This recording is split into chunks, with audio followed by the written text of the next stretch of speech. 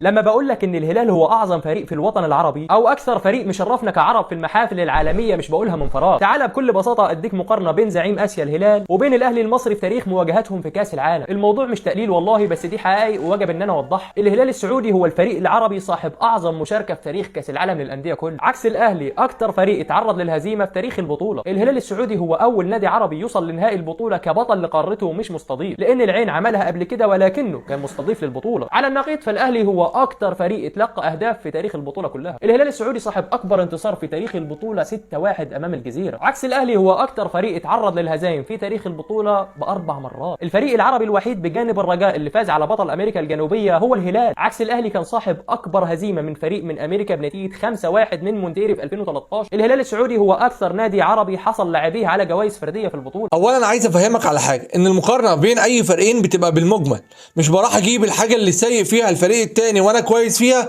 وابدا اقارن بيها. ثانيا هتجيب فريق شارك 4 مرات لفريق شارك 10 مرات، اكيد الخساره هتبقى اكتر للفريق اللي شارك 10 مرات، وكمان كميه الاهداف اللي دخلت فيه هتبقى اكتر. اذا كان يا جدع ريال مدريد اللي مسيطر على اوروبا كلها ومسيطر على دوري ابطال اوروبا اكتر فريق خسران في دوري الابطال، تعالى بقى اعرفك المقارنات بتتعمل ازاي على السريع، وسيبك من هاري بتاع كاس العالم للانديه ده مع انك ما شاركتش في الانتر كونتيننت. اولا النادي الاهلي معاه 12 دوري ابطال افريقيا وانت معاك 4 دوري ابطال اسيا. الاهلي معاه 44 دوري محلي وانت معاك 19 دوري محلي يا حزين. الاهلي معاه 150 بطوله وانت معاك 69 بطوله فقط. فيا ريت تعرف حجمك يا هلالي، ولما تيجي تقارن مع فريق ما تقارنش مع النادي الاهلي عشان المواجهه هتبقى خسرانه. بس كده، يلا سلام.